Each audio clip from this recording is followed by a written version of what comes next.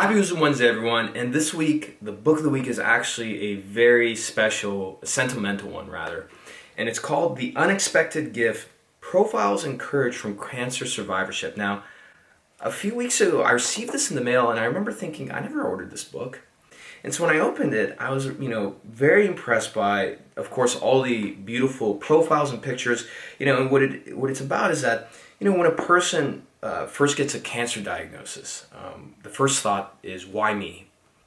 And they turn that question into, why not me? And they use their diagnosis as a form of inspiration, of hope, and a way for them to look at the world differently, to inspire others, and more importantly, take action within it.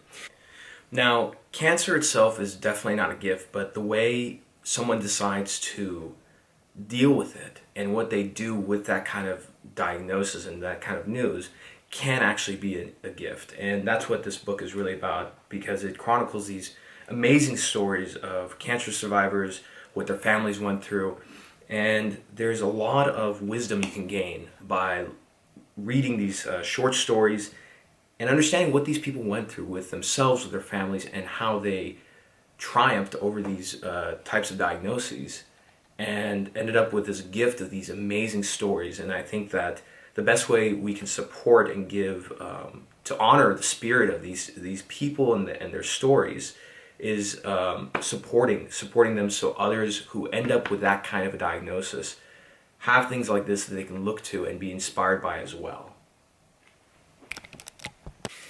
And the note says, Omar, in these uncertain and turbulent times, it's important to emphasize with the struggles of others and study their methods in overcoming adversity. P.S. Page 61 holds a surprise, from Jacob Barringer. Now, Jacob Barringer, who is in this book right here, was diagnosed with stage 4 Burkitt's lymphoma when he was a little boy. And he was actually the first case in the United States with it. And for the most part, many people would have seen that as a death sentence, but he did not. And he's a remarkable young man who overcame a lot of adversity, and now he is the ripe age, I believe, 22 or 23. And a very, very successful young man. He's actually a product manager in the tech world. And he actually was one of my first mentees.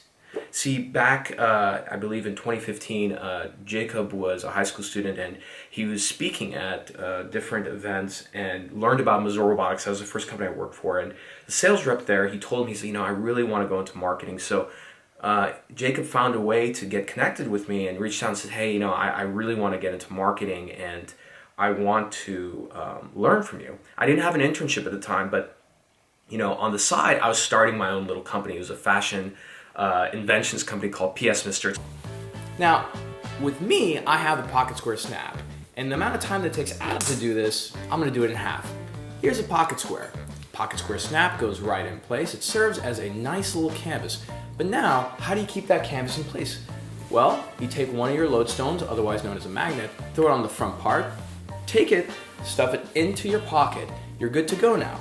But the last part is you take the other magnet, put it on the inside, snaps in place. And that's a Pocket Square Snap. It's actually still going now. My business partner manages it.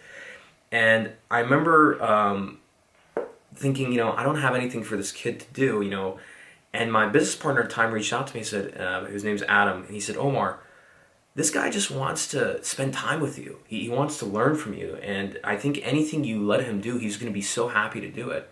And so we made him an internship for this little tiny startup project we had. And of course we paid him. Always pay your interns. I don't believe in doing free work.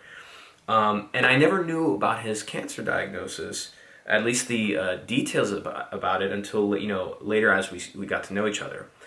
He was a remarkable young man. Everything I gave him to do, whether it was reading new books, delivering on projects, branding.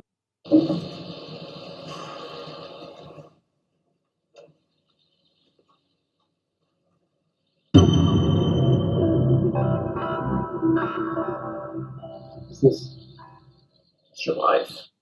He kicked off a very successful Kickstarter for us to raise money. He did it. And this book is so meaningful to me now because I would have never thought to buy a book like this, to be honest.